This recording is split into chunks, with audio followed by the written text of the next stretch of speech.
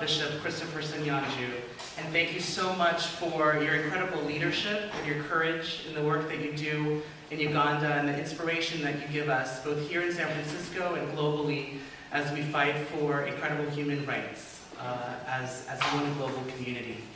We are so thankful to be in partnership with so many different organizations that made tonight possible.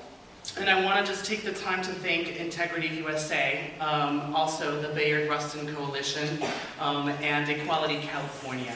And I wanted to thank personally Andrea Shorter, the Deputy Director of Marriage and Coalitions, for bringing us all together and encouraging us all to have this special event tonight. So without ado, please put your hands together and welcome Andrea.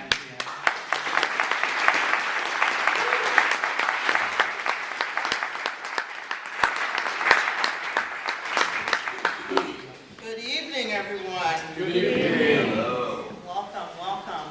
Boy, we have a great turnout. More folks are coming in, so if you can, scoot over a little bit, and so that people can have access to seating. And I take it that you are all the ones that did not decide to go to the Obama event. So we're all the more glad that you're joining us this evening. Again, my name is Andrea Shorter, and I serve as the Deputy Director for Marriage and Coalition Strategies at Equality California. And we want to thank the San Francisco LGBT Community Center for hosting this evening's event. I have, for the last day, have had the grand opportunity and delight to spend with the bishop, and I can tell you my heart is the fuller and the gladder for having spent time with him, and I look forward to many more years of friendship with him.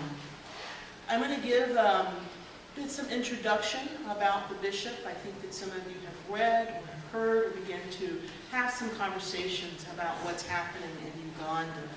I think that just recently people heard over the last couple of days something that happened in Malawi with the two gentlemen that expressed their love and commitment to each other, and a same-sex ceremony have now been committed to 14 years hard labor.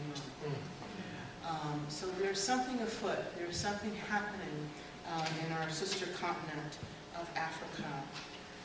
It also is an evening where I hope that as we reflect on the work that we all must do together to continue to secure our equal rights here in the United States, here in the state of California, while we're fighting to end Don't Ask, Don't Tell, fighting to pass ENDA, fighting for marriage equality, to get rid of DOMA, that we put it into a global perspective.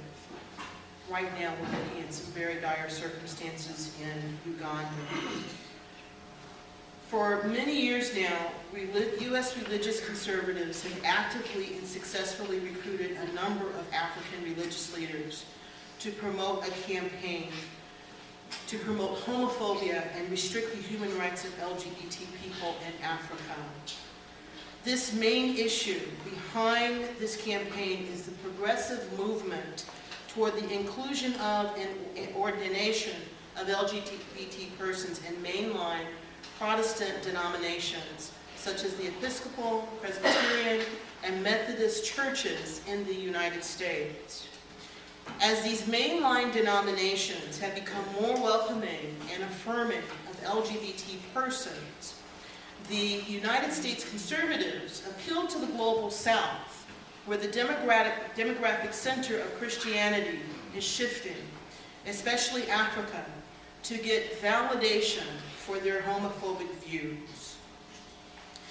As the social movement struggle for full equality of LGBT persons in the United States gained momentum, churches have become significant battlegrounds for arguments against anti-gay equality and opposition to equality, has been couched in religious beliefs. In the past, African churches have been biblically and doctrinally orthodox, but they were fairly liberal on issues of national liberation and poverty, which made them partners with many liberal Western churches. In 2009, a draconian anti-homosexuality bill was proposed in Uganda to criminalize homosexuality with prison sentences for LGBT persons and their supporters. Human rights activists, both inside and outside churches, have a responsibility to stand up and speak out against this blatant exportation of homophobia. In February 2009, U.S. religious leaders led by Scott Lively held a 3-day anti-gay conference in Kampala, Uganda. Scott Lively, notorious for his book, The Pink Swastika, in which he claims that the Nazi movement was, at its core, a gay movement, and that violent fascism is the natural consequence of the homosexual agenda. The homosexual agenda. Next month, Reverend Lou Engle from the United States is planning a trip to Uganda to show his support of this bill, which ultimately leads to genocide. So this evening we have a unique opportunity to hear from one of the most courageous and outspoken voices in the struggle for human rights in the country of Uganda. Bishop Christopher Senyonjo was ordained in Uganda in 1963 into the priesthood in 1964 in the Cathedral of St. John the Divine, New York.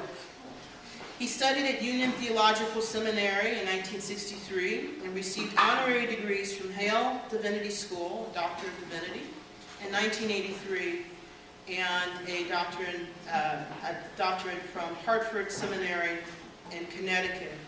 He became a bishop in 1974 and served in the Diocese of West Uganda until his retirement in 1998. The bishop's ministry with Integrity Uganda could soon be outlawed by the government, and Bishop Christopher could be put in jail, put in prison for his support of LGBT Ugandans if this anti-homosexuality bill, also known as Kill the Gays bill, is put into law. He has strongly condemned the bill as a violation of the UN's Declaration of Human Rights and a violation of the sacred bonds of the Ugandan extended family system. He calls the bill inhumane and was recently a part of a delegation to the Speaker of the House to reject the bill. In 1998, at the Lambeth Conference, a meeting of all bishops and archbishops throughout the Anglican Communion, Resolution 1.10 was passed, which called for a genuine listening process to the voice of gays and lesbians throughout the communion. Yet, at the same time, the Ugandan Archbishop Livingston in Senyonjo supported a call for greater criminalization against homosexuality. Bishop Christopher was the only bishop who took the full text of the Lambeth Resolution to heart when it said, we commit ourselves to listen to the experience of homosexual persons and wish to assure them that they are loved by God and that all the baptized, believing, and faithful persons, regardless of sexual orientation, are full members of the body of Christ. He not only provided a safe place for LGBT Ugandans to come to listen, to be counseled, and to share the sacramental life of the church, but he also opened a therapy practice as a marriage and family counselor to support families impacted by the hostile climate in his country. The bishop is a valiant straight ally of the LGBT community and has experienced firsthand the cost of discipleship for his work and witness. He brings words of hope and challenge of all those working for equality and inclusion in the church.